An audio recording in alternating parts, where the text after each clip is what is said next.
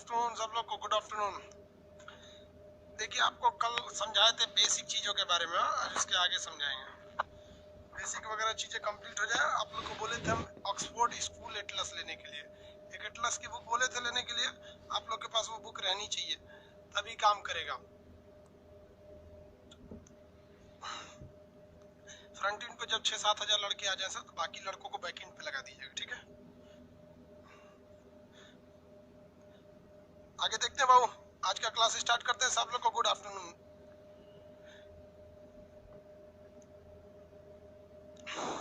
चलिए सब लोग को गुड आफ्टरनून। स्टार्ट करते हैं हम लोग पॉलिटी का क्लास। पॉलिटी का क्लास सुबह चलता है भाई।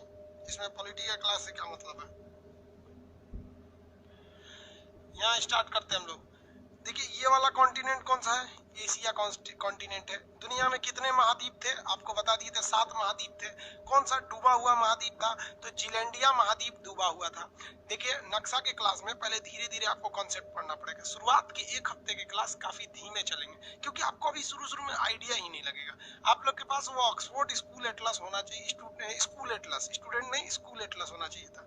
वो एटलस अगर नहीं रहेगा तो फिर आपको प्रॉब्लम आएगी। आपको कई बार बोल चुके हैं आपके पास वो एटलस होना चाहिए। एटलस आपको दिखाई भी दिए थे, कितने लोग लिए हैं लोग उसको। वो नहीं लेंगे तो फिर दिक्कत हो जाएगा आप लोग को। ये वाली बुक अगर नहीं लेंगे तो फिर पढ़ेंगे किस चीज से। हम तो आपको यहाँ से पढ़ाएंगे, ठीक है। आपको तो ये वाली बुक लेनी ही पड़ेगी ना। ये वाला बुक नहीं लेंगे तो फिर काम कैसे चलेगा। सब लोग के पास ये बुक 1 से 2 दिन के अंदर हो जाना चाहिए, वरना 1 से 2 दिन बाद जब पूरा फुल फ्लेडेड से स्टार्ट कर देंगे तो फिर समझ में नहीं आएगा आपको।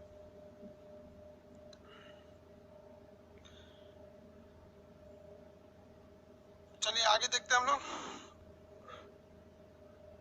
ऑक्सफोर्ड का है, हिंदी में इंग्लिश दोनों ले लेंगे, कोई एक ले लीजिएगा, कोई भी चलेगा। अगर स्टूडेंट वाला ले लिए हैं, देखिए कोई एक लीजिएगा, ये लेंगे तो ये सस्ता पड़ता है। और अगर दूसरा कोई ले लेंगे ना, तो हम पेज नंबर कोई और बोलेंगे।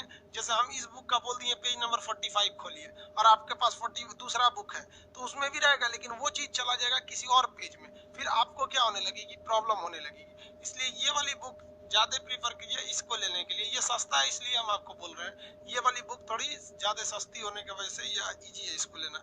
आगे आज हम लोग स्टार्ट करते हैं, एशिया के बारे में कुछ समझना चालू करते हैं।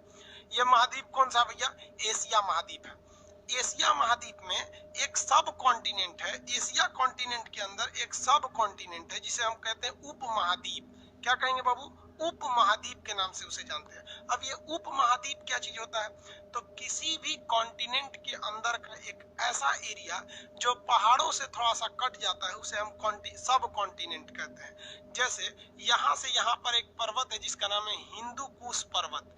हिंदू कुश पर्वत के इस साइड में रहने वाले लोगों को हिंदू कहा जाता है। इसलिए आप हिंदू को किसी रिलीजन से जोड़ के नहीं देखिएगा। हिंदू कोई धर्म नहीं है, ये एक एरिया के लोगों का नाम है। जैसे बिहारी, बिहारी कोई धर्म का नाम थोड़ी है भाई। बिहार में रहने वाला मुसलमान भी बिहारी है, हिंदू भी बिहारी है, जैन भी बिहार है। कश्मीर में रहने वाला कश्मीरी, महाराष्ट्र में रहने वाला मराठी। तो उस तरह से इस पर्वत के इस साइड रहने वाले, हिंदुकुश पर्वत के इस साइड रहने वाले को हिंदू कहा जाता था। लेकिन यहाँ पर 90% जो जनसंख्या थी पहले, वो सनातन धर्म को मानती थी। इसलिए इस हिंदुओं में ज्यादातर सनातन धर्म वालों को क्या कहा जाने लगा, हिंदू कहा जाने लगा। अब जबकि अगर खुद देखिए हिंदू धर्म तो है नहीं, ये तो एक नाम है। इसे क्या कहा जाता है, ओरिजिनल धर्म तो सनातन धर्म है, जबकि इसे क्या कहने लगे लोग, हिंदू कहने लगे, क्योंकि यहाँ ज्यादातर सनातन धर्म को मानने वाले थे। ऐसे ही एक प्रॉब्लम मुसलमानों के साथ हो गई। मुसलमानों में क्या होता है कि अगर कोई बड़ा व्यक्ति है तो उसे हजरत कहा जाता है। हजरत आप बैठिए, समझ में गया। और कोई नॉर्मल आदमी है तो जनाब बोले, और जनाब बैठिए, जनाब या हजरत कहते हैं। और बराबरी का रहता है ना, तो उसे मियाँ कहा जाता है। और मियाँ क्या हालचाल है, समझ में आ गया कि नहीं है। तो मियाँ का मतलब होता है दोस्त, नहीं कहते हैं अरे भाई और क्या हालचाल। तो मियाँ का मतलब क्या होता है, दोस्त। मुसलमानों में उर्दू में क्या कहा जाता है, और मियाँ सब ठीक ठाक। तो एक मुसलमान दूसरे मुसलमान को कहता था और दोस्त ठीक हो, तो वो भी बोलता हाँ दोस्त हम भी ठीक है, और मियाँ तुम कैसे हो। तो जो बाकी के लोगों को लगा कि एक मुसलमान दूसरे मुसलमान को मियाँ कह रहा है, तो मुसलमानों को लोग मियाँ मियाँ कहने लगे।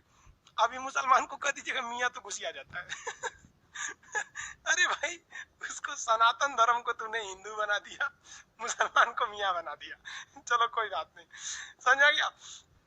आगे देखते हैं। ये ये वाला पर्वत हो गया हिंदुकुश पर्वत। आगे बढ़े। अब इस हिंदुकुश पर्वत के इस साइड से एक और माउंटेन जाता है, ये माउंटेन का नाम है आपका हिमालय पर्वत। ये ऊपर वाला हो गया हिमालय, ये हिमालय हो गया, यहाँ पर देखिए ये हिमालय हो गया।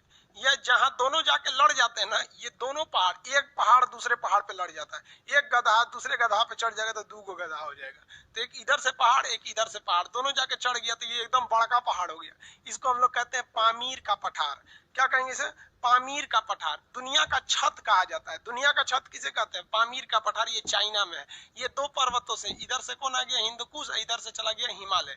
आगे बढ़ते रहेंगे, धीरे धीरे समझ में आएगा। अभी आपको हम इंट्रोड्यूस कर रहे हैं, अभी भी आपको एटलस का क्लास स्टार्ट नहीं है। अभी तो हम आपको बउआ की तरह, कैसे नर्सरी क्लास में जब एडमिशन होगा तो आप किसी भी क्लास में घूम जाइए, कुछ खा पी लीजिए, कोई चीज नहीं। अभी आपको 2-3 दिन समय लगेंगे पूरा एडजस्ट होने में, इतना जल्दी ये नहीं समझ में आ जाएगा। पहले थोड़ा सा आपको धीरे धीरे आइडिया लगाएगा। पॉलिटी की क्लास में पेमेंट होने के बाद क्लास ओपन नहीं हो रहा है। लोल कहीं का, तू लोग पकलोल है, तू लोग का करम फोर कहीं का। नाम और अपना पेमेंट का स्लिप व्हाट्सएप करके भेज दो। चोट्टा कहीं का बुद्धि नाम का चीज नहीं है। तुम्हें खाली इतना बोलता है कि पेमेंट नहीं हो रहा है, तो कहां से कोई तुमको सर्च करेगा? हाँ, बेवकूफ कहीं का, पढ़ा लिखा बेवकूफ है। तुम अगर मैसेज कर दे तो मेरा पेमेंट नहीं हो रहा है, तो क्या 2 लाख लड़कों में कहां खोजेगा आदमी कि तुम कौन हो? मोबाइल नंबर जो पेमेंट भेजो उसको और उसमें भेज दो। बुद्धि नाम का चीज नहीं है। पढ़ा लिखा उतना नहीं रहता है सब। दिल गुर्दा कोई कोई नहीं भेजिए। यहाँ पर ज्योग्राफी का क्लास आगे स्टार्ट होगा। ये बुक दुकान पे मिलेगा, ऑक्सफोर्ड स्कूल वाला।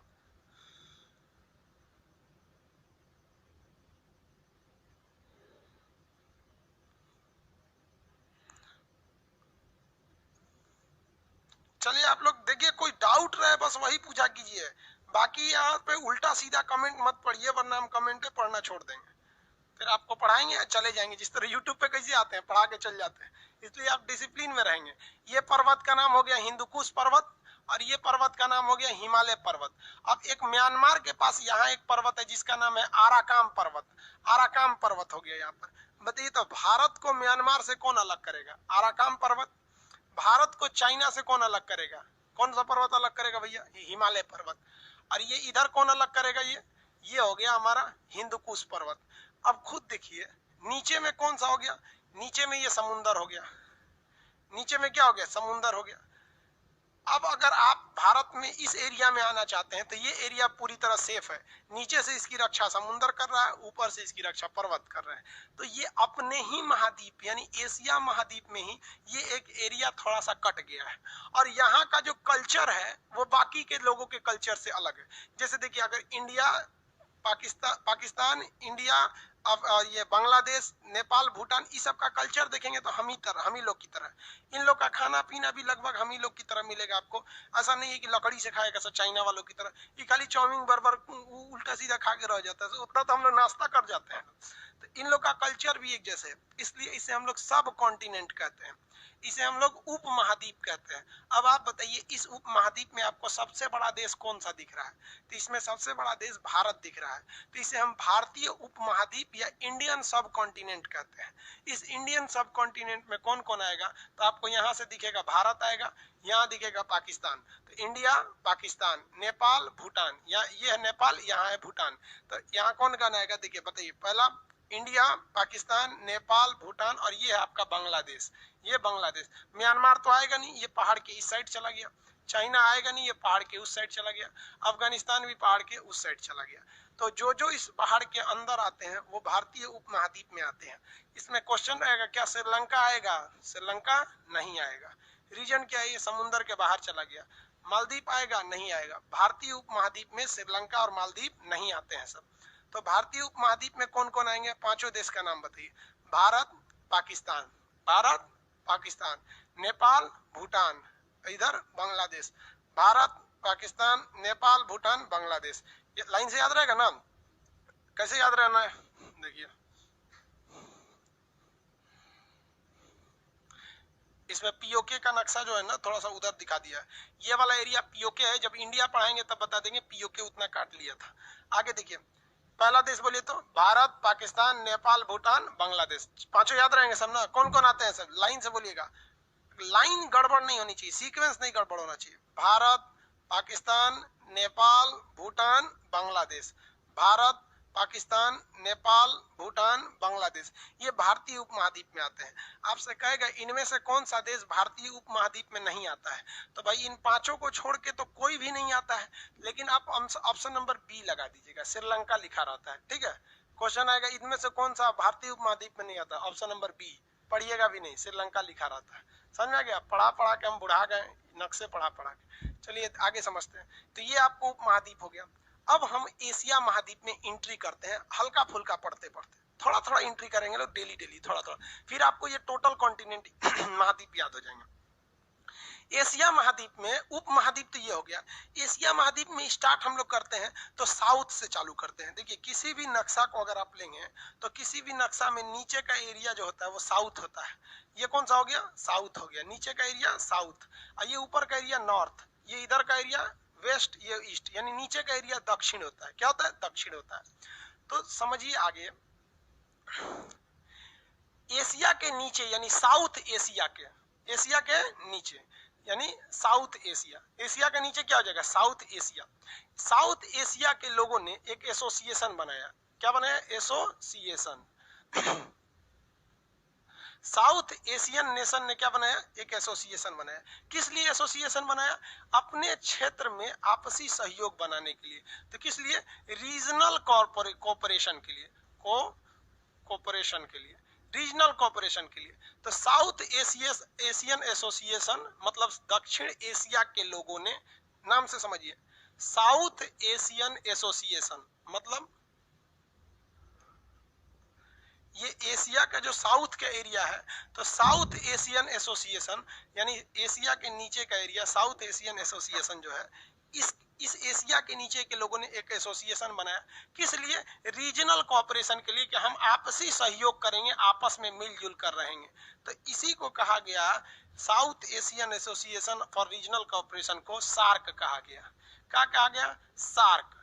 तो सार्क एक देश है, ये देशों का समूह है, सार्क देश। इसको हिंदी में कहते हैं दक्षिण एशियाई क्षेत्रीय सहयोग संगठन, जिसे दक्षेस कहते हैं। क्या कहते हैं? दक्षेस। तो ये सार्क देश है। क्वेश्चन आपसे पूछेगा सार्क में कितने कंट्री आते हैं? क्या कहेगा? सार्क में कितने कंट्री आते हैं? तो सार्क में तो सबसे पहले बताइए, ये एशिया है, तो एशिया का ये दक्षिण वाला एरिया हो जाएगा, ये पश्चिम वाला एरिया हो जाएगा, ये उत्तर वाला हो जाएगा, ये पूरब वाला हो जाएगा। ये पूरब हो गया, ये साउथ यानी दक्षिण हो गया, ये वेस्ट यानी पश्चिम हो गया, ये उत्तर हो गया, नॉर्थ हो गया। अब आपके मन में तो एक सवाल है कि भाई अगर ये बोल रहा है कि साउथ एशिया, तो ये वाला पार्ट तो आएगा नहीं, ये तो वेस्ट एशिया में आ जाएगा। कहेगा ईस्ट एशिया, तो ये तो ईस्ट एशिया में आ जाएगा। नॉर्थ एशिया, तो ये तो उसमें चला जाएगा, है कि नहीं? साउथ एशिया में यही सब आएंगे, सब साउथ एशिया। तो जो साउथ एशियन एसोसिएशन है उसमें कौन आएगा? यही सब आने वाले हैं सब। अब इस साउथ एशियन में 8 देश आते हैं। जिनको 8 देश याद नहीं है ना, उन्हें ये बहुत अच्छे से याद हो जाए। जो अपने को होशियार समझेगा वो जिंदगी भर होशियारे रह जाएगा। बकलोलई का काम मत कीजिएगा, चुपचाप शांति से पढ़ते रहिएगा। आप कमेंट में, चैट में वही लिखिए जो आपको प्रॉब्लम है। गुड मॉर्निंग, गुड आफ्टरनून नहीं लिखिए बाबू। हम गुड आफ्टरनून, गुड मॉर्निंग करेंगे, उसमें दिखेगा भी नहीं कितने लोग करके चलेगा, है कि नहीं? बात समझिए, पढ़े लिखे आप लोग, इसलिए जो प्रॉब्लम आएगा वही लिखा करेंगे लोग। अब इसमें 8 देश में से कौन कौन है? आसियान फिर लिखते हैं बाबू, आसियान अलग होगा। ऑक्सफोर्ड एटलस का संस्करण नहीं मिल रहा है। आज हम एक बार मार्केट में देख लेते हैं मिल रहा है कि नहीं। नहीं मिल रहा है। सुधीर पटेल जी, पंडित पटेल नहीं, पंडित जी हैं। वीडियो क्वालिटी लो है, आप देहात में रह रहे होंगे इसलिए आपका लो है। 8 देश आते हैं, देखिए ध्यान से। सार्क में पहले सार्क देखिए, फिर 8 देश आते हैं। सब लोग अब कंसंट्रेट होइए यहाँ पर। पहला देश आता है मालदीव। ये एशिया का सबसे छोटा देश है, 33 टुकड़ों में है।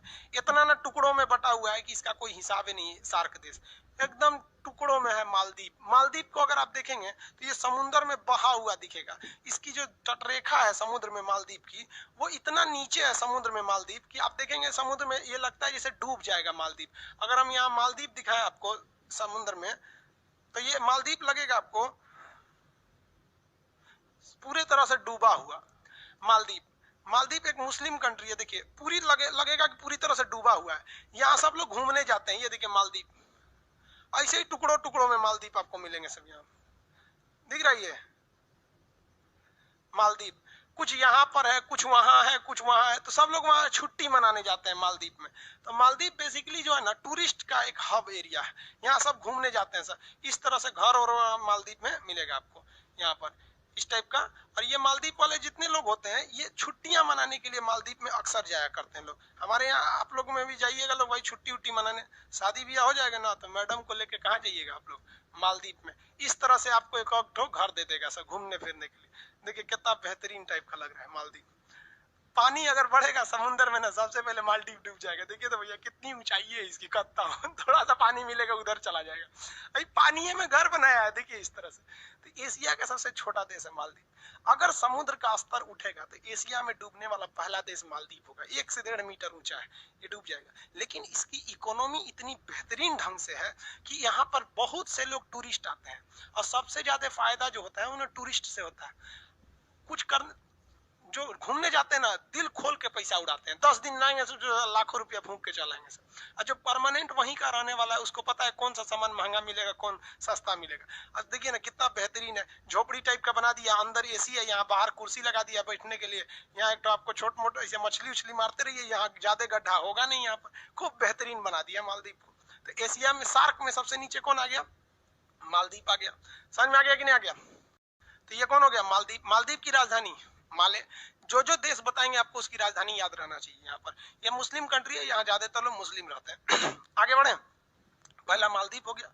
दूसरा देखेंगे तो दूसरा में आ जाएगा श्रीलंका। दूसरी कंट्री में श्रीलंका आ जाएगी। खांसी हो गया, कोरोना तो ना हो गया। ये हो गया श्रीलंका। श्रीलंका यहाँ पर अशोक ने अपने बेटा तथा बेटा महेंद्र और बेटी संगमित्रा को कहाँ भेजा था, तो वो भेजा था श्रीलंका में। श्रीलंका में बौद्ध धर्म के लोगों को अधिकता है। यहाँ रावण भी था, आपको पता है कि रावण कहाँ का था, श्रीलंका का रहने वाला। श्रीलंका की पहले राजधानी कोलंबो थे, अभी श्री जयवर्धनपुरम हो गई है। तो सार्क में पहला देश नीचे से बोलिए तो मालदीव, दूसरा हो गया श्रीलंका। समझ में आ गया। सीता जी 83 दिन की 84 दिन तक लंका में रही थी और वापस शुद्ध आई थी पवित्र रूप से।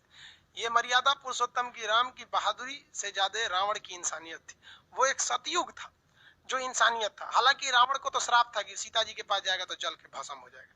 वो तो बेचारा अपने पिंड छोड़ाने के लिए सीता जी का अपहरण किया कि राम जी के हाथ में मरेंगे तो हमरा राक्षस योनि से फुर्सत मिलेगा। तो विधि का विधान था। तो ये श्रीलंका। अभी आप कहेंगे कि सर श्रीलंका के बारे में ज्यादा कुछ बताए नहीं, तो बाबू पहले आप ये देख लीजिए श्रीलंका है क्या, फिर हम श्रीलंका के अंदर जाके एक एक एरिया बताएंगे जो एग्जाम में पूछता है।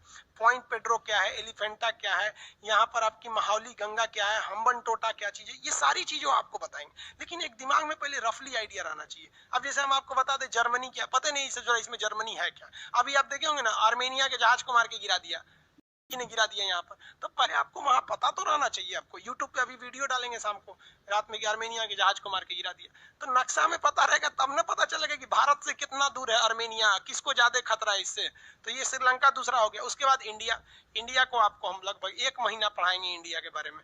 तो इसलिए इंडिया के बारे में अभी ज्यादा डिटेल से नहीं, अभी पूरे वर्ल्ड को देखते हैं। पहला देश बोलिए, मालदीव, श्रीलंका, भारत। पहला मालदीव, श्रीलंका, भारत। भारत के बाद पाकिस्तान, ये भी साउथ एशिया में आता है। ये भी किसमें आता है, साउथ एशिया में। पाकिस्तान के बारे में भी डिटेल से बताएंगे। अभी पहले देश का नाम याद रखिए। कितने देश हो गए सब, 4। पहला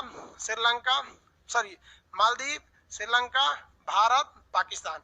इसके बाद आता है अफगानिस्तान। अफगानिस्तान भले किसमें नहीं आता है, मतलब सब कॉन्टिनेंट में नहीं आता है, लेकिन ये एशिया के दक्षिणी भाग में ही स्थित है। ये इसको एशिया का दक्षिण एशिया कहते हैं। देखिए ना नीचे स्थित है। इसमें पहला बोलिए मालदीव, श्रीलंका, भारत, पाकिस्तान, अफगानिस्तान। मालदीव, श्रीलंका, भारत, पाकिस्तान, अफगानिस्तान। ये चारों याद रहेंगे, फटाफट बोलिए 5 ठो। मालदीव, श्रीलंका, भारत, पाकिस्तान, अफगानिस्तान। यहाँ हो गया अफगानिस्तान। इधर देखेंगे नेपाल, भूटान, नेपाल, भूटान, बांग्लादेश, नेपाल, भूटान, बांग्लादेश, नेपाल, भूटान, बांग्लादेश। चलिए याद हो गया आपको कितने देश हैं, 8। पहला, आंख बंद करिए सारे लोग, अकेले में बैठ के पढ़िएगा, अब बोल बोल के पढ़िएगा वरना याद नहीं होगा नक्शा। पहला मालदीव, श्रीलंका, भारत, पाकिस्तान, अफगानिस्तान, नेपाल, भूटान, बांग्लादेश। अगर ऐसे याद करेंगे ना, तो अगर गलती से कोई एक देश भूल भी गया ना, तो आपके दिमाग में रहेगा। आप लोग गलती कैसे करते हैं, 8 देश पता है कितने हैं, याद कैसे करेंगे? नेपाल, श्रीलंका, भूटान, कहेंगे ले कौन छूट गया, पता नहीं चला। यही है हमारे हिंदुस्तान की खराबी, ऐसी पढ़ा दिया जाता है लड़कों को, क्योंकि उन्हें पता ही नहीं चलता हम कौन सा बोले, कौन सा छूट गया। लाइन से बोलना है आप लोग को, लाइन से बोलिए फटाफट, कमेंट करके लिखेंगे। कमेंट में देखें केवल पहला अक्षर, जैसे एम से मालदीव, श्रीलंका, इंडिया, पाकिस्तान, अफगानिस्तान, नेपाल, भूटान, बांग्लादेश। हो गया? ऐसे एक एक अक्षर करके लिखते चलिए, फटाफट कमेंट करके बताएंगे। पहला मालदीव, श्रीलंका, भारत, पाकिस्तान, नेपाल, भूटान, बांग्लादेश। हो गया? मालदीव, श्रीलंका, भारत, पाकिस्तान, नेपाल, भूटान, बांग्लादेश। इस तरह से याद रखना है। आपको लोगों को लगेगा बड़ी पढ़ने में विद्वान है, पढ़ाई कुछ भी नहीं है बाबू, बहुत सिंपल है। 8 देश, 8 देश मतलब मुश्किल से 3 सेकंड, मुश्किल से कितना second? 3 second. Maldives, Sri Lanka, Bharat, Pakistan, Nepal, Bhutan, Bangladesh. 2 second हुआ ही, समझ में आ गया? 2 सेकंड बहुत है, फटाफट लिख के जवाब दीजिए। Very good. मालदीव, श्रीलंका, आप पहला अक्षर भी लिखेंगे तो चलेगा, लेकिन सीक्वेंस गड़बड़ नहीं होना चाहिए, सीक्वेंस गड़बड़ नहीं। मालदीव, श्रीलंका, अरे पहले एल कौन देश है भैया, इसमें एल लिखते हैं, एस एल श्रीलंका, बस एस लिख दीजिए, समझ जाएंगे श्रीलंका। एस एल लिखने की क्या जरूरत है? आई सी इंडिया, वेरी गुड, बहुत अच्छा, ऐसी जवाब आना चाहिए। देखिए इस तरह से जवाब आता है ना, तो लगता है चलो पढ़ाना साक्षर हो गया आप। ये जितने लोग फ्रंट एंड पर है, 6000 से ज्यादा लड़के फ्रंट एंड पे हैं, और बैक वालों का जवाब क्या है? बैक एंड वाले पे देखेंगे, बैक एंड वाले, बैक एंड पे जितने ज्यादा लड़के हैं सबको बैक एंड पे भेजिएगा। हाँ श्याम लाल जी आपका, चलिए बाबू अफगानिस्तान सब कॉन्टिनेंट में नहीं आएगा, लेकिन वो हमारे सार्क में आ जाता है, ठीक है। बैक एंड वाला कह रहा है सर हम लोग क्या पैसा नहीं दिए? अरे भाई सब लोग पैसा दिए हैं, लोग लोड के हिसाब से होता है ना, बैक एंड और फ्रंट एंड, ये सब लोड के हिसाब से होता है। चलिए ऐसा नहीं है, वो पूछ रहा है सर हम लोग बैक एंड वाले, मतलब हम लोग किसी काम के नहीं है भाई, सब लोग काम के। बैक एंड सर्वर तगड़ा होता है। आगे बढ़े, ये दिल बना के मत भेजो भाई, सबसे नफरत है। देखो भाई एक से एक कमेंट करते हैं। तिवारी जी, देखिए अनूप तिवारी जी हैं, ये क्या किया पता है? ये लड़का देखो कितना बदमाश है, ये सारे देश का नाम नहीं लिखा है, सारे देश का झंडा बना बना भेजा है। अरे तिवारी जी, अरे बाप रे, सब झंडा बना बना भेजा है। याद हो गया ना? अगर आपसे कोई पूछता है सार्क में कितने देश आते हैं, तो अगर आपने नाम बना दिया ना 8 के, कभी भी अगर किसी ने बोल दिया कि 8 है, सार्क में 8 देश है, बता देते ना, जान ले लेंगे हम उसका वहां पे। अगर कोई आपसे पूछता है कितने देश हैं, तो आप बोलिएगा हम बोलते हैं, तुम गिन ले। समझ में आ गया कि नहीं? तब आपको पता चलना चाहिए खान सर का स्टूडेंट है। एकदम पहचान है, अलग पहचान है कि खान सर के पास पढ़ा है, कहीं और पढ़ा है। पूछिएगा सार्क में कितने देश, अगर कह दिया 8, समझ जाइएगा हमारे पास नहीं पढ़ा है। और अगर बैक एंड वाले भी ध्यान देंगे लोग, सब लोग, अगर मान लीजिए पूछ रहा है कि सार्क में कितने देश है, अगर कह दिया हम बोलते हैं कि मालदीव, श्रीलंका, भारत, पाकिस्तान, नेपाल, भूटान, बांग्लादेश, समझ जाइए अरे बाप रे बाप, हमसे सीनियर है, खान सर के पास पहले पढ़ लिया। समझ गया? कितने देश? 8। कितने देश? 8।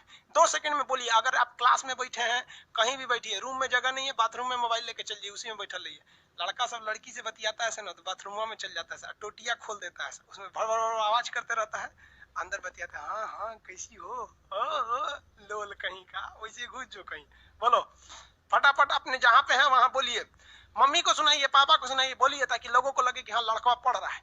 ऑनलाइन को आप ऑफलाइन बना दीजिए, समझ में गया कि नहीं? ऑनलाइन को क्या बना दीजिए? ऑफलाइन। जहां है वहां क्लासरूम की तरह रहना चाहिए। क्या चीज है? मालदीव, श्रीलंका, भारत, पाकिस्तान, नेपाल, भूटान, बांग्लादेश। मालदीव, श्रीलंका, भारत, पाकिस्तान, नेपाल, भूटान, बांग्लादेश। याद हो गया? मालदीव, श्रीलंका, भारत, पाकिस्तान, बांग्लादेश।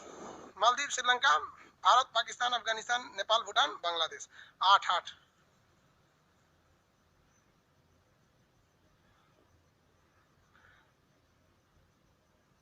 समरकंद आ गया भाई, समरकंद। अरे भाई अभी सार्के का कोई खास नहीं, अब आगे बढ़े।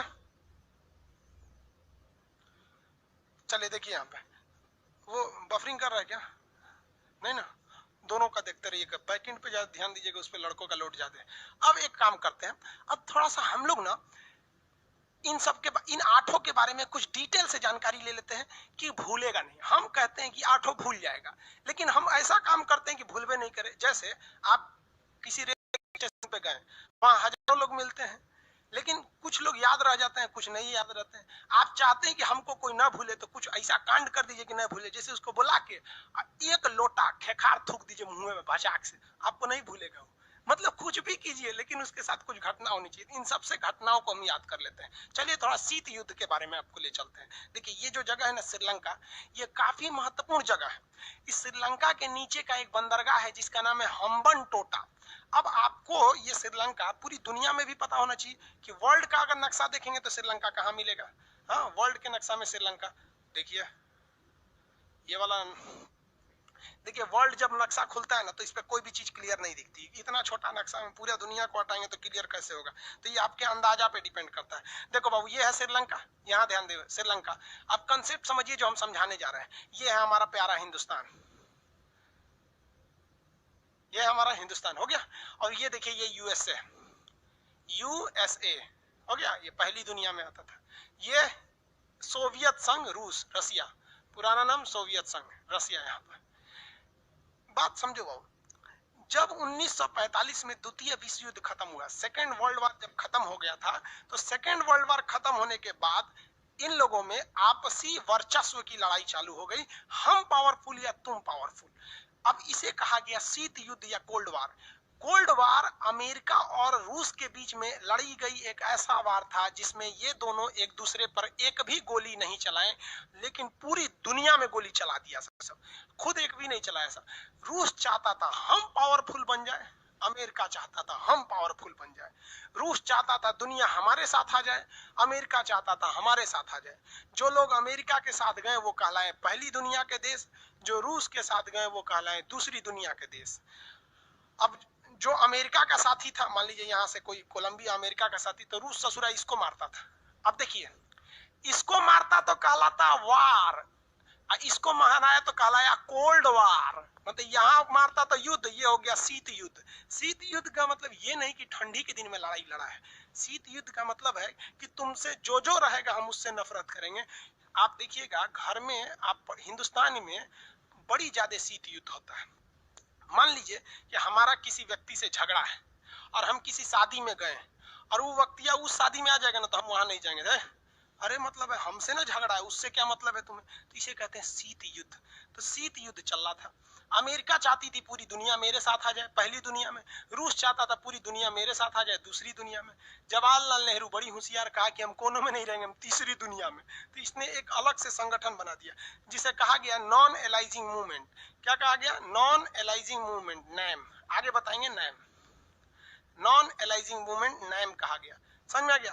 तो इसमें हम किसी के साथ नहीं है, इसे कहते हैं गुट निरपेक्ष, नॉन एलाइजिंग, हम किसी में नहीं है। तो भारत तीसरी दुनिया में था। अब देखिए रूस के साथ एक खराबी समझते चलिए। रूस के साथ खराबी क्या है कि ऊपर का ये एरिया जो है बर्फ से ढक जाता है, तो ये एरिया में बर्फ भयानक पड़ती है। आपको बताए हैं यहाँ ठंडा क्यों पड़ता है? क्योंकि सूर्य की किरणें नहीं जाएंगी, ये शीत कटिबंध में आ जाएगा, टुंड्रा और टैगा में। इसलिए रूस का ऊपर का बंदरगाह पानी से जम जाएगा और रूस ठंड के दिन में ऊपर से नहीं जा सकता है। और लड़ाई के मैदान में जब भी काम आती है तो नौसेना काम आती है। दूर की लड़ाई में, दूर मान लीजिए यहाँ से यहाँ जाना है तो पायलट थोड़े ना लड़ पाएगा ससुरा, वहां से जहाज पायलट भरेगा, एक दिन 8 घंटा लगेगा इसको यहाँ जाने में। 8 घंटा गाड़ी चलाने के बाद आपको थक जाएंगे, कहें दो तरीके कौन लड़ाई लड़ेगा, पैदल सेना तो जाएगी नहीं। तब इसमें काम कौन आती है? नौसेना काम आती है। नहीं अभी अभी समझा देते हैं उसमें। बैकएंड वाले लोग आप लोग परेशान नहीं रहिए, सब लोग को बता देते हैं। बैकएंड पे थोड़ा सा सर्वर लोड ज्यादा है इसलिए वहां पे थोड़ा सा बफर कर सकता है, वो भी 1-2 मिनट में शांत हो जाएगा। तो ये ऊपर से ये नहीं जा सकता है, तब ये क्या करेगा? नौसेना भेजेगा। क्योंकि नौसेना की जहाजें बड़ी बड़ी होती हैं, उसमें बेडरूम सोने होने का सब जगह होता है। सारे फौजी सोए रहेंगे, जो चलाने वाले रहेंगे 8-10 तो वो चलाएंगे। जब ये नौसेना की जहाजें यहाँ पहुंच जाएगी तो वो सब जग के इसको मार देंगे सब। तो दूर की लड़ाई में कौन काम आता है? नौसेना काम आती है। अब एक खराबी देखो भैया, ये जो है आपका अमेरिका, यूएसए, इसके पास बर्फ नहीं जमता है क्योंकि ये तो बहुत दूर है। तो इसकी नौसेना यहां तक जा सकती थी, लेकिन उसकी कैसे आती? तब इसके लिए रूस जो था इस रास्ते से आता था, इस रास्ते से जाके हमला करता, लंबा पड़ जाता। तो रूस जो है वो ठंडी में इधर से नहीं आ सकता था, वो ठंड के दिन में इधर से आता था। अमेरिका ने कहा कि अगर हम क्या चीज? अगर हम रूस को इधर ही रोक दें तो ठंडी में ये इधर से आइए नहीं सकता, हम इधर रोक देंगे और हम युद्ध जानबूझ करेंगे ठंड में कि ठंड में वो इधर से आएगा नहीं, इधर हम रोक देंगे, मरा जाएगा। तो इसके लिए अमेरिका ने शीत युद्ध में सहारा लिया किसका? श्रीलंका का।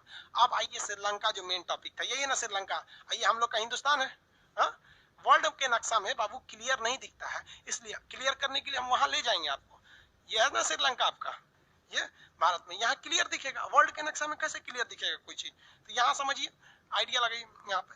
तो अमेरिका ने श्रीलंका को खूब पैसा दिया, करोड़ों रुपया मदद दिया कि रेलवे बनाओ, ये बनाओ, वो बनाओ, दुनिया भर का चीज। और उसके बाद कहा, श्रीलंका तुम अपने नीचे का जो बंदरगाह है जिसका नाम है हम्बनटोटा, याद रखिएगा, हम्बनटोटा कहाँ पर है? श्रीलंका में है। हम्बनटोटा एक बंदरगाह का नाम है जो श्रीलंका में है। हम्बनटोटा बंदरगाह को अमेरिका ने कहा कि भाई तुम इसको हमको दे दो, इसका किराया तुम हमसे लेना। हम यहाँ पर रडार और ट्रांसमीटर स्टेशन बैठाएंगे जो ये बता सके कि यहाँ से कितनी जहाजें गुजर रही हैं। तो श्रीलंका ने कहा ठीक है, ले लीजिए, आप किराया देवे करेंगे, इतना हमको फ्री में मदद करबे किए, एगो बंदरगाह ले लीजिए, क्या हो जाएगा। श्रीलंका ससुरा निकला लोल, इसको पते नहीं कि इससे सबसे बड़ा सरदर्द हो जाएगा रूस को। और अभी चल रहा है शीत युद्ध। शीत युद्ध में दोनों जो है एक दूसरे के कट्टर दुश्मन थे सब। शीत युद्ध में दोनों क्या थे? एक दूसरे के कट्टर दुश्मन। अब ये बकलोल निकला श्रीलंका, दे दिया उसको बंदरगाह। अब यहाँ पर ये ट्रांसमीटर स्टेशन लगाने का काम चालू कर दिया। कौन से बंदरगाह पे? कमेंट करके बताएंगे बंदरगाह का नाम। बंदरगाह का नाम हम्बनटोटा। बंदरगाह का नाम फटाफट बताएंगे। बंदरगाह का नाम हम्बनटोटा। वेरी गुड, बंदरगाह का नाम हम्बनटोटा। बैकएंड वाले लोग सब लोग का जवाब सही है, हम्बनटोटा। बंदरगाह का नाम हो गया हम्बनटोटा। किसी को कोई दिक्कत नहीं? अब यहाँ समझिए, रूस जो था, रूस अगर चुपचाप हाथ से हाथ पे रख के बैठता तो रूस तो मारा जाता। ठंडी के दिन में उधर से जाएगा नहीं, इधर से जाएगा तो सब पता चल जाएगा कितनी जहाजें गई हैं। अमेरिका यहीं पे इंतजार करेगा, धो देगा यहीं पे, ला मार हो जाएगा, दूसरे के खेत में ही सुरक्षित हो जाएगा। तो रूस कहा कि अरे भाई साहब, श्रीलंका छोड़ दे, उसको मत दे। तो श्रीलंका का काहे नहीं देंगे, पैसा दिया है, भाड़ा देगा, देंगे हम। अब पगला गया रूस। तो रूस बोला भारत को, रूस किसको बोला? भारत को। हिंदुस्तान को कहा कि हिंदुस्तान तुम हमारी जिंदगी आज बचा लो, जिंदगी भर हम तुम्हारा एहसान नहीं भूलेंगे। तो उस समय इंदिरा गांधी थी, कहीं क्या करना है बताइए, हम आपका एहसान कैसे भूलें, बोलिए क्या करना है। तो इंदिरा गांधी से कहा कि कुछ भी करिए आप, हमको मतलब नहीं है, आपको जितना पैसा चाहिए हम देंगे, आप बस यहाँ से अमेरिका को भगा दीजिए। किसको भगा दीजिए? अमेरिका को भगा दीजिए। अब अमेरिका को भगाना कैसे श्रीलंका से? तो श्रीलंका से भगाने के लिए भारत ने चाल चला। भारत ने क्या किया कि तमिलनाडु, ये श्रीलंका के, ये भारत का निचला राज्य तमिलनाडु, तमिलनाडु के बहुत से लोग श्रीलंका में काम करते हैं, बसे हुए हैं श्रीलंका में।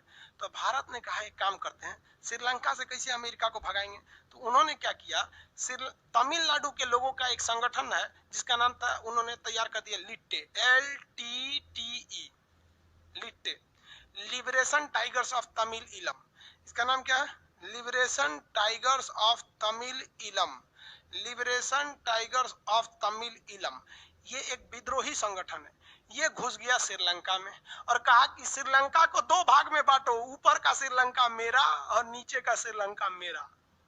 ये भाई श्रीलंका का हम तो अपने छोट हैं, हमरा और बांटेगा तो हम खत्म हो जाएंगे। तो LTT वालों ने कहा कि अरे तब हमसे लड़ाई लड़ो। इन लोग को हथियार भारत से मिल ही जा रहा था, क्योंकि रूस का कहना था कि भाई कुछ भी करके यहाँ से अमेरिका को भगाओ हम्बनटोटा से। अब LTT वालों ने जितना काट मार हो गया श्रीलंका में, इतना बवाल हुआ LTT वालों से, इतना मार काट हुआ कि श्रीलंका समझ गया, श्रीलंका भारत से कह रहा है कि भारत काहे लिए ऐसा कर रहे हैं। तो भारत ने कहा कि तू सोच रखूं यहाँ से, हाँ हम्बनटोटा दिला बिना का जरूरत हुआ, अमेरिका को भगाओ वहां से।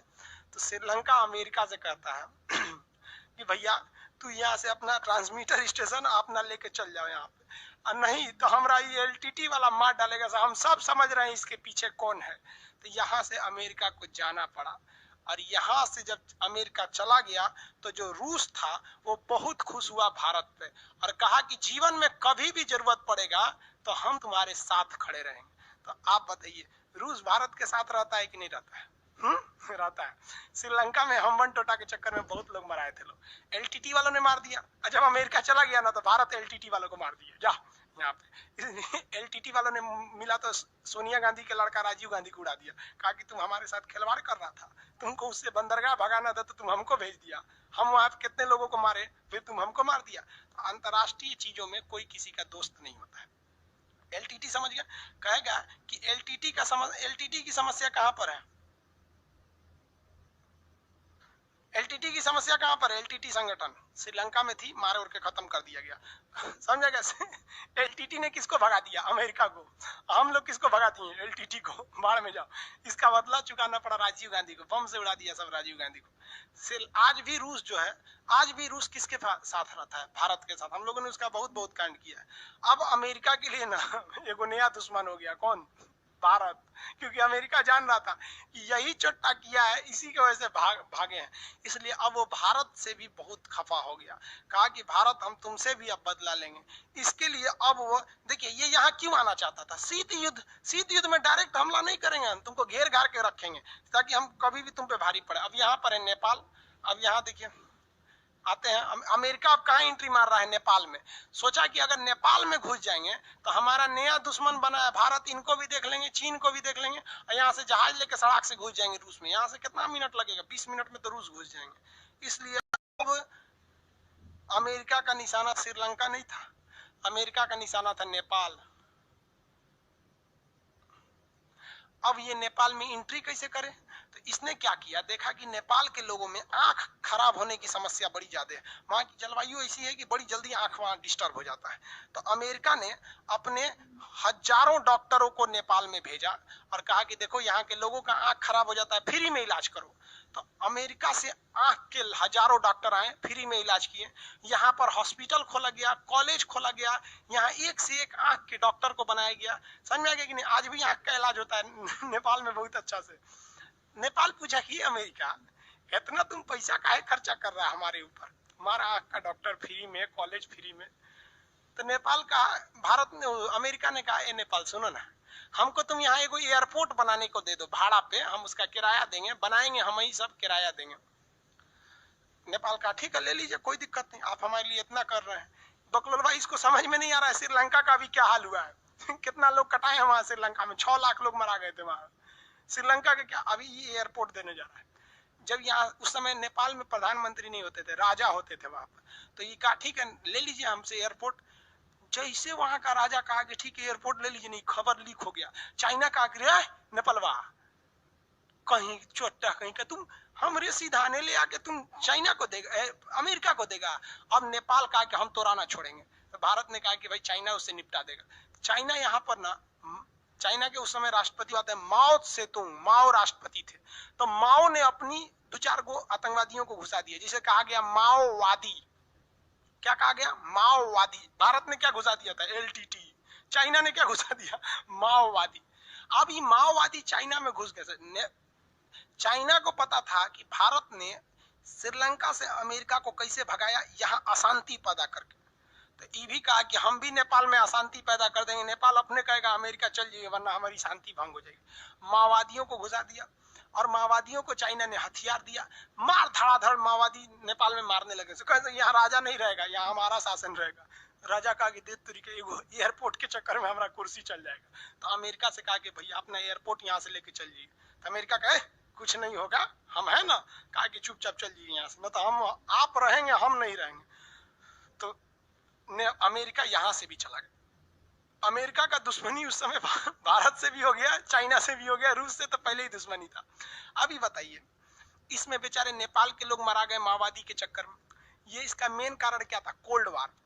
देखिए अमेरिका ने रूस पे एक भी गोली नहीं चलाया, ना रूस ने अमेरिका पे चलाया। लेकिन देखिए श्रीलंका में 6 लाख लोग मारा गया, नेपाल में भी कई लाख लोग मारे थे लोग, इसी माओवादी के चक्कर में हजारों लोग मारे गए थे वहां पे, यहाँ से चला गया। लेकिन भारत देखिए, भारत ने एलटीटी को खुद खत्म किया था, और चाइना इतना बड़ा खच्चर है, माओवादी भेज के खत्म नहीं किया।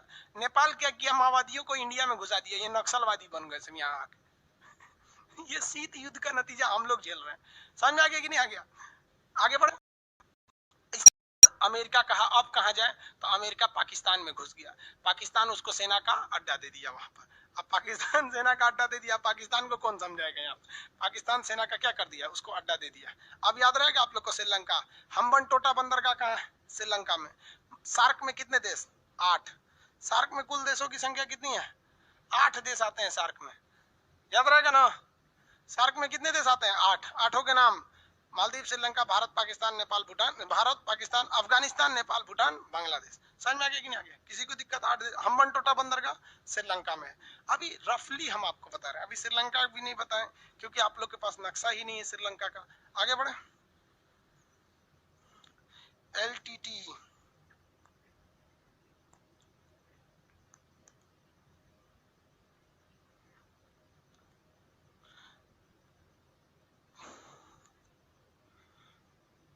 आगे बढ़ जाना।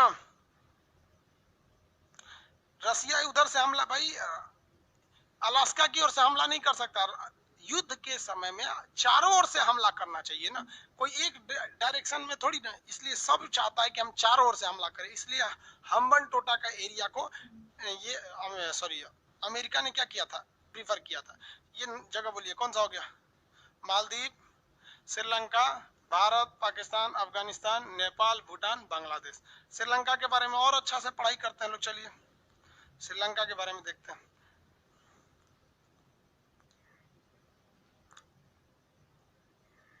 देखिए श्रीलंका का आकार जो है ना आंसुओं की तरह, ये श्रीलंका, श्रीलंका पे भी पहले ब्रिटेन का अधिकार था। श्रीलंका जो था पहले वो ब्रिटेन का गुलाम था। श्रीलंका का ऊपरी भाग जो है जाफना कहलाता है। श्रीलंका का ऊपरी भाग जाफना कहलाएगा। देखिए ध्यान से, हल्का इस तरह बता दे रहे हैं श्रीलंका टाइप का। श्रीलंका का जो ऊपरी भाग है क्या कहलाता है, जाफना कहलाता है। आपके पास नक्शा नहीं है ना, जाफना। एक्चुअली आपके पास एटलस नहीं है, कोशिश करिएगा एटलस खरीदने के लिए। श्रीलंका का ऊपरी भाग क्या कहलाता है, जाफना कहलाता है। जाफना में कौन घुस गए थे, LTT। और जाफना के निचला भाग का नाम है एलिफेंटा। क्या नाम है इसका, एलिफेंटा पास। यहाँ पर पहाड़ों के बीच एक दर्रा है।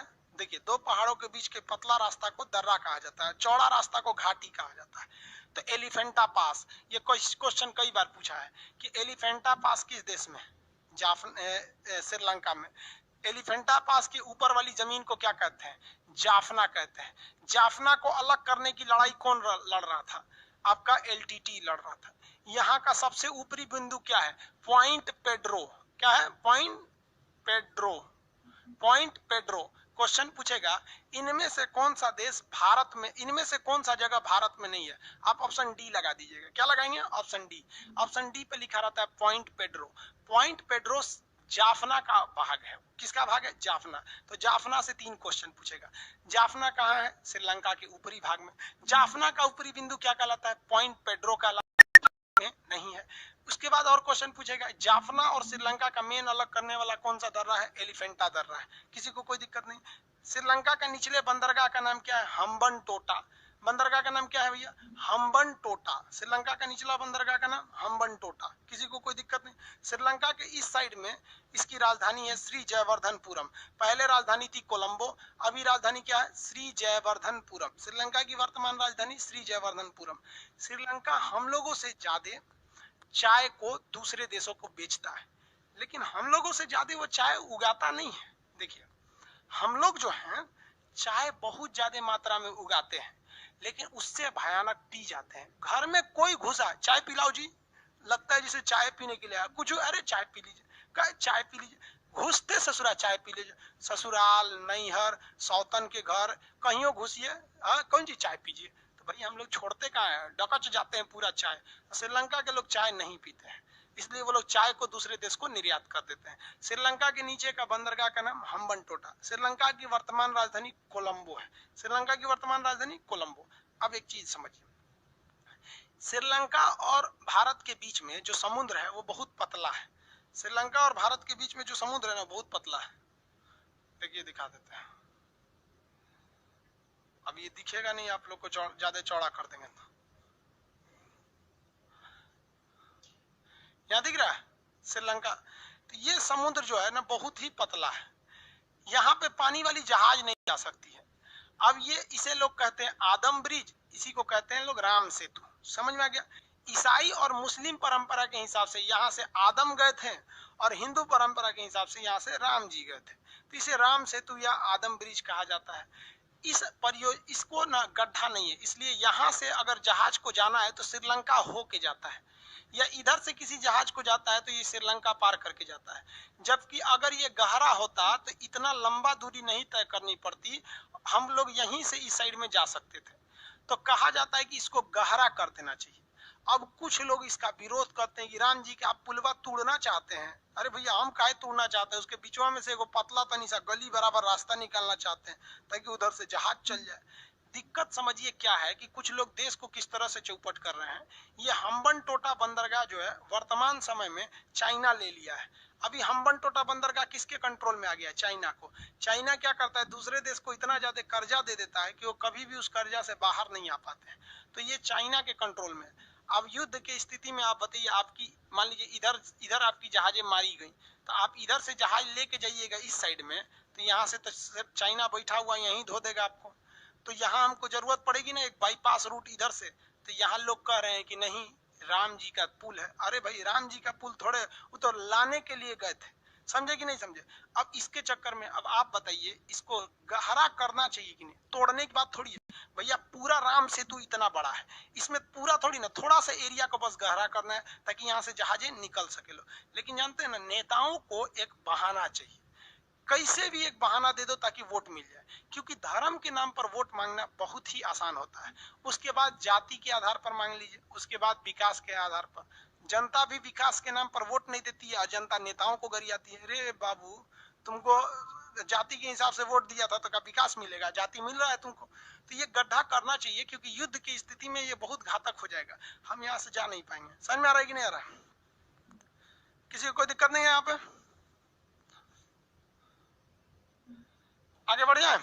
श्रीलंका समझ में आ गया। श्रीलंका किस चीज का निर्यातक है? श्रीलंका निर्यात किस चीज का करता है? चाय का। श्रीलंका पहले किसका गुलाम था? ब्रिटेन का। निचला बंदरगाह का नाम हम्बनटोटा। वर्तमान राजधानी श्री जयवर्धनपुरम। उससे पहले की राजधानी श्रीलंका की उससे पहले बहुत पहले अनुराधापुर राजधानी थी उसकी। उससे क्या मतलब है? श्रीलंका की सबसे बड़ी जो नदी है उस नदी का नाम है महावली गंगा। नदी का नाम क्या है? महावली गंगा। महावली गंगा। महावली गंगा श्रीलंका की सबसे लंबी नदी महावली गंगा। श्रीलंका की सबसे बड़ी नदी है महावली गंगा। ठीक है, आप लोग का कल इसका पीडीएफ लोड कर दिया जाएगा और कल आप लोग एटलस जरूर लेके रखेंगे लोग। एटलस में क्या है कि आप किसी और भी कंपनी का अगर एटलस लेंगे तो केवल पेज नंबर का डिफरेंस रहता है, तो ढूंढने में थोड़ा आपको टाइम लग जाएगा। जैसे अभी मान लीजिए ऑक्सफोर्ड वाले में पेज नंबर 47 पे है श्रीलंका, और आपको ले लेंगे तो वहां श्रीलंका कहाँ रहेगा, फिर आपको ढूंढने में प्रॉब्लम होगा। बस इसीलिए कर रहे हैं और कोई प्रॉब्लम नहीं है। सबसे लंबी नदी महावली गंगा। कौन सा दर्रा है? एलिफेंटा दर्रा। सबसे ऊंची बिंदु यहाँ पे पॉइंट पेड्रो। ऊपर का राज जाफना। कौन से संगठन? एलटीटी। समझ आ गया आप लोग को? श्रीलंका के बारे में कोई दिक्कत नहीं है।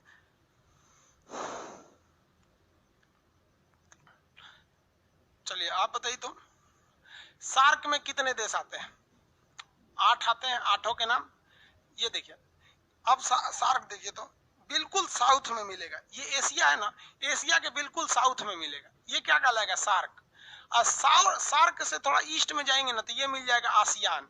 ये क्या है? आसियान एसोसिएशन ऑफ, देखिए एसोसिएशन मतलब ग्रुप, साउथ ईस्ट एशिया। देखिए साउथ में भी है और ईस्ट में भी है। ईस्ट मतलब पूरब, तो पूरा तरफ पूरब में नहीं है, ये तो पूरा पूरब में हो जाएगा। वो कह रहा है साउथ में भी नहीं है। क्या कह रहा है? South east Asia. South east Asia. तो देखिए ये साउथ हो गया, ये ईस्ट हो गया, तो बीच में यही ना होगा। साउथ ईस्ट एशियन नेशन है। नेशन मतलब देश। इन लोग का एक संगठन है, इसे कहते हैं आसियान। तो आसियान में 10 देश आते हैं। तो ये देखिए ये सार्क हो गया, ये आसियान हो गया, ये ईस्ट एशिया हो गया, ये सेंट्रल एशिया हो गया। यहाँ ऐसे एशिया खत्म हो जाता है। अभी धीरे धीरे आगे बढ़ेंगे लोग। आप लोग समझ में आ गया इसको? आज के लिए इतना ही रहने देते हैं क्योंकि एक ही बार में नक्शा ज्यादा पढ़ लेंगे तो दिक्कत हो जाएगा। पहले धीरे धीरे स्पीड बढ़ाएंगे लोग, एक हफ्ता तक। इस हफ्ते तक धीरे धीरे ही चलेगा। समझ में आ रहा है? किसी को कोई दिक्कत नहीं है?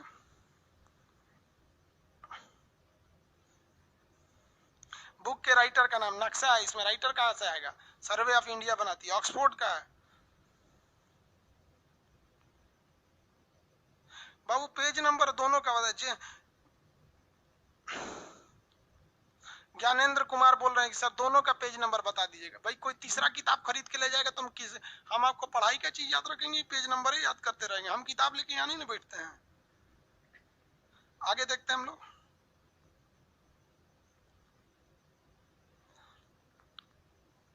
मेरे पास स्टूडेंट एटलस है, जिसके पास है उसको खरीदने की जरूरत नहीं है। आप जब खरीदिएगा तो कोशिश कीजिएगा स्कूल एटलस खरीदने के लिए, ठीक है। एलटीटी वगैरह सब समझ में। पाकिस्तान का झंडा कौन लहरा रहा है इसमें? भेज देंगे पाकिस्तान, शांत हो जाओगे बाबू। पाकिस्तान का झंडा देख लेंगे, ब्लॉक कर देंगे तुमको इसमें। आगे चलते हैं, चलिए आज के लिए इतना ही रहने देते हैं।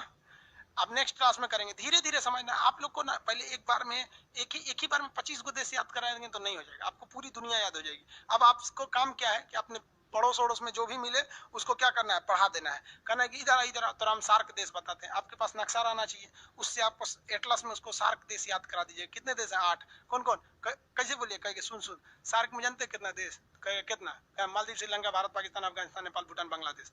जो हो गया यहाँ पे। इतना भयानक पढ़िए ना कि आपका पड़ोसी डर जाए, वो डर के मारे पढ़ाई छोड़ दे। उसको लगना चाहिए ना कि भाई छोड़ देगा पढ़ाई तो आपके लिए कॉन्फिडेंस हो जाएगा, कंपटीशन आराम हो जाएगा। समझ आ रहा है ना? अब नेक्स्ट क्लास में कल मिलेंगे। ओके, आज के लिए इतना ही। जय हिंद।